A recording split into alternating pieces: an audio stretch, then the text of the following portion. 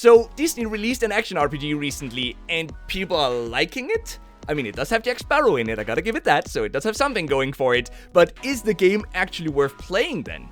We'll talk about that and 3 other new great mobile games today, one of which, by the way, is by far the most interesting game I've played this year. So we'll get to that in just a bit, but let's kick it off with Disney Mirrorverse. This is basically Disney's attempt at a hero-based action game where we put together a team of characters that we use to fight evil versions of Disney heroes and, of course, the Disney villains. Now, the thing that sets this game apart from most gacha RPGs is that the combat takes place in real time, which honestly makes it a lot more exciting. And of the 3 heroes that we take into battle, we can also even freely switch between which one we control at any time during combat, with the others then controlled by an AI. So the best way I can summarize this game is that it's basically a mix between an action RPG-like combat system and then typical gacha RPG progression and game modes. And this combat system is actually my favorite part of the game. But eventually an auto combat system gets introduced and the game starts to drag out as well, making it feel a bit repetitive. They just had to ruin it, right? They just had to ruin the game. And I wish I could say that the monetization is then just perfect,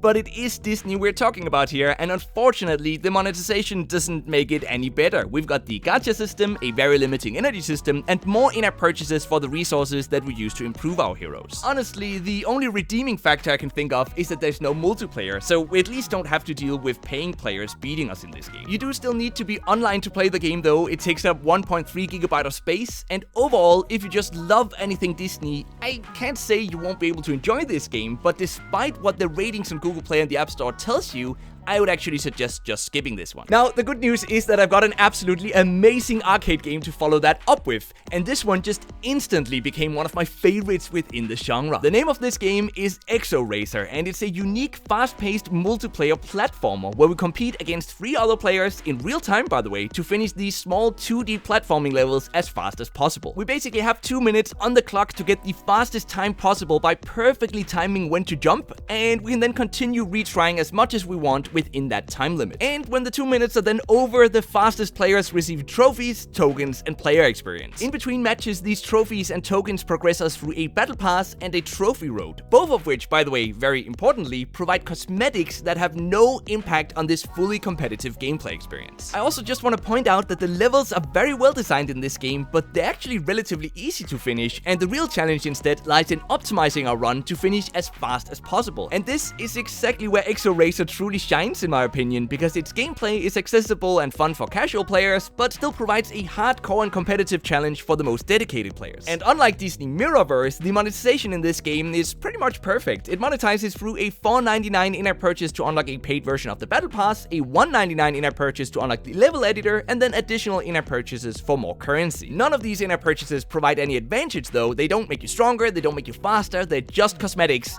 and that's why I think the monetization in this game is just perfect. You need to be online to play the game. It takes up 119 MB of space, and in my opinion, the intense and polished gameplay easily makes this one of the most exciting 2D platformers on mobile. I've got a fun side-scrolling action RPG coming up in just a bit, but first though, I have to share this next game with you guys, because this really threw me back to my Worms World party days. This is Rocket Bot Royale, and it's a 2D artillery tank game with fast-paced 25-player last man standing battle royale game modes played in real time. So, like in any good battle royale, we start the game by dropping in from a helicopter, and then we start moving our tank around the platform level. The only issue though is that we can't really jump with our tank, but that is where our beautiful rockets come in, because when we don't use them to shoot the enemies, we can use them to rocket jump, which just creates a hilarious arcade-like gameplay experience, and I'm just loving it. Now, we start out the game with these ordinary rockets that just continuously reload, but we can then pick up better weapons from boxes that drop from the sky, and the goal is to use these to become the last man standing. Now, since all tanks in this game have the exact same stats, the gameplay is also entirely competitive, but we can actually still customize our tank, and that's all thanks to what I think is a really smart game system. So the way this system works is that before we start a new match, we can spend 10 energy points to buy upgrades such as better starting missiles or maybe a bit more HP. But both these modifiers and the energy points reset after every match, creating a really fun system that allows us to experiment with different builds without giving anyone an unfair advantage. And if it didn't work out, but you can always try something different the next time, for free, without an energy system, by the way. Rocket Bot Royale monetizes through in-app purchases for gems used to open crates with cosmetics that don't impact the gameplay, and then a season pass that also only provides cosmetics. It requires online access, takes up just 55 megabytes of space, so it's a really tiny game and it should basically run on any phone out there,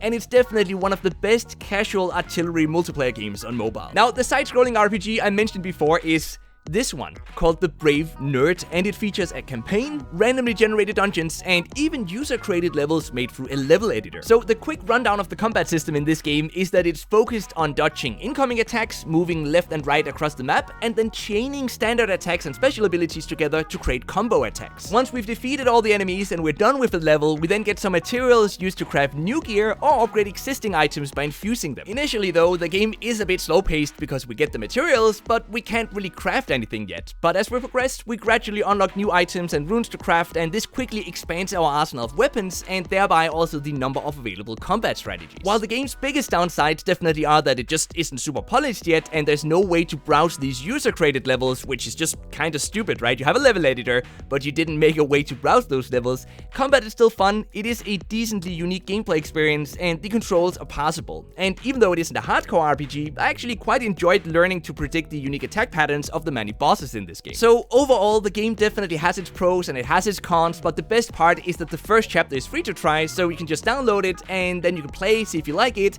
and then the rest of the game can be unlocked through a $2.99 US in-app purchase. There are a few other in-app purchases as well, and they go up to $8.99 US to increase the rewards we get, provide extra crystals, and more resurrection stones. These in-app purchases do make the game significantly easier, but since it isn't too challenging to begin with, they don't really feel necessary. You need to be online to play the game, it takes up 218 megabytes of space, and I think it's worth considering checking out if you're just looking for a hack-and-slash RPG that doesn't take itself too seriously. My favorite game this week is definitely Exoracer, but there are so many other great games out there, so check out this video next where I dive into the 10 best action roguelikes on mobile. And until next time, just keep gaming, stay awesome, and I'll see you guys around.